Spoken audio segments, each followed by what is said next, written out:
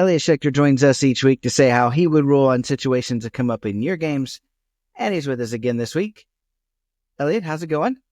Pretty well, thanks. We're doing okay.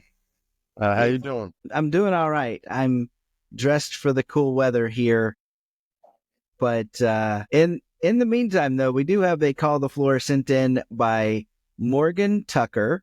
Morgan says, "I'm playing in a card room in Texas. We're playing 1-3.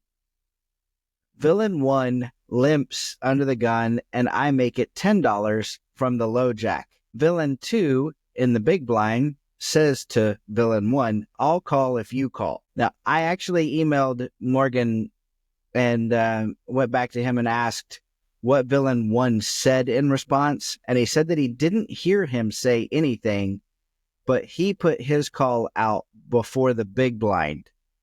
Then the big blind called. So rather than answering, he just went ahead and put the call out there.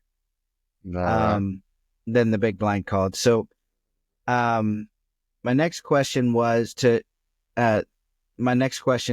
Morgan was if it seemed like they knew each other or if they were kind of just knew each other at the table today, and he said they've obviously played together a lot, but wasn't sure if it was anything more than that. So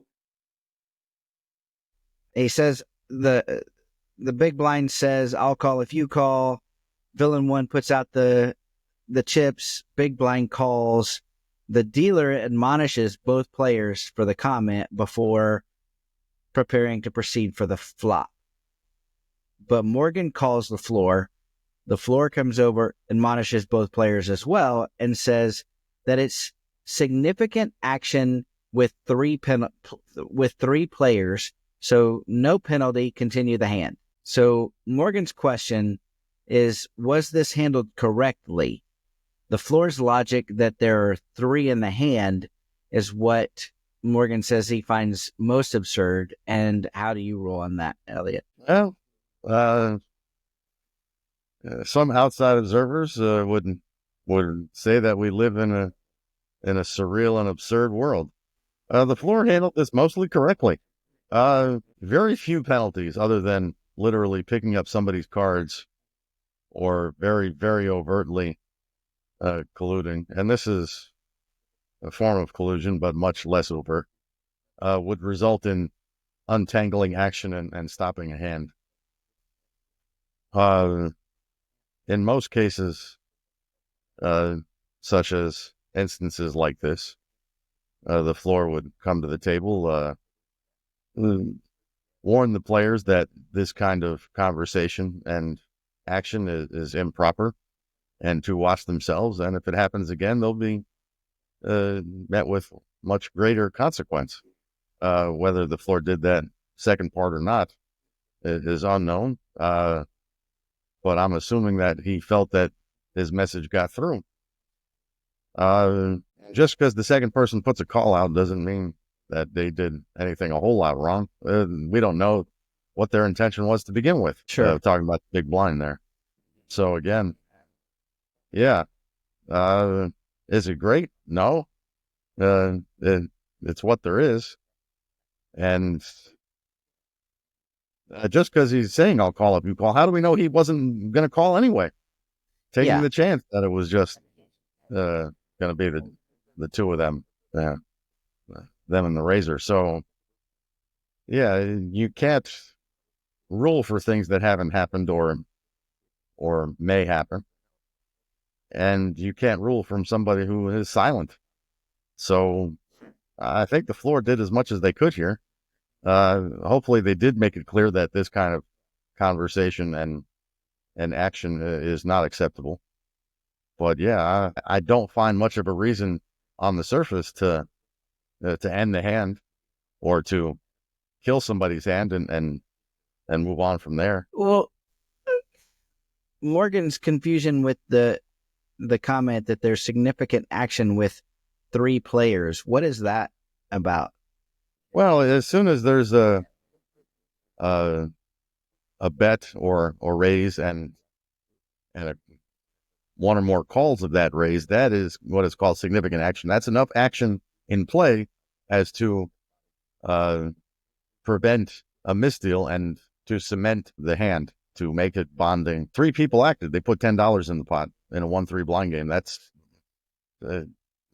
quite significant action and would imply that the hand must go on. I also want to add to the question from Morgan, though, too. And this is maybe more of a topic about penalties in general, specifically in cash games, because it seems like, obviously, if you're playing a tournament, it's sitting out a few hands is a little more of a big deal. But in a cash game, you say, okay, you're going to have to sit out an orbit. Okay, great. I had to pee anyway. You know? So is there a penalty worth anything other than to ban a player or to give them a long vacation from the room or something like that, that even makes a significant difference to a player, a cash game player specifically? You bring up a really good point.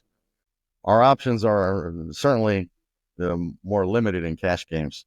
Sitting out a few hands can only be a mild penalty, except in rooms that have big bad beat jackpots in which you must be dealt in to participate. If it hits and you're not dealt in, especially under penalty, that'll certainly teach you. But of course, a bad beat hits so infrequently that the penalty is rarely ever incurred. Right. Most of the time, yeah, it's you're done for the day, or you're done for the week, you're done for the month. Those are pretty much the only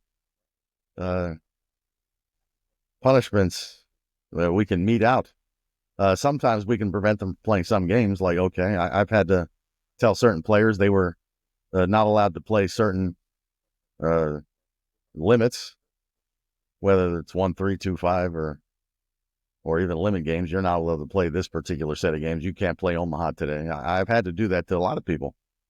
Again, we have a rather limited set of punishments we can give out. It is a challenge, but most card rooms just give up and don't give out the punishment. They try to invent enough rules so that they put themselves in the spot where making the decision acts in place of the punishment or prevents them from having to give a punishment, and therefore they don't really end up disciplining the players enough. We're in a tough spot. Obviously, everybody's an adult who's supposed to go to a card room or a casino. We're not their parents. This isn't a school. This isn't a daycare, although many people would argue that, yes, it is a daycare.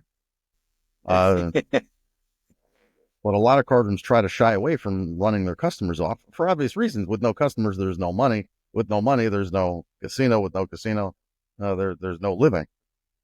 So, yeah, I understand that equation and follow the path of logic from one to the other. The problem is, at some point, we have to enforce the general welfare. We have to enforce rules of etiquette. We have to enforce rules of the game.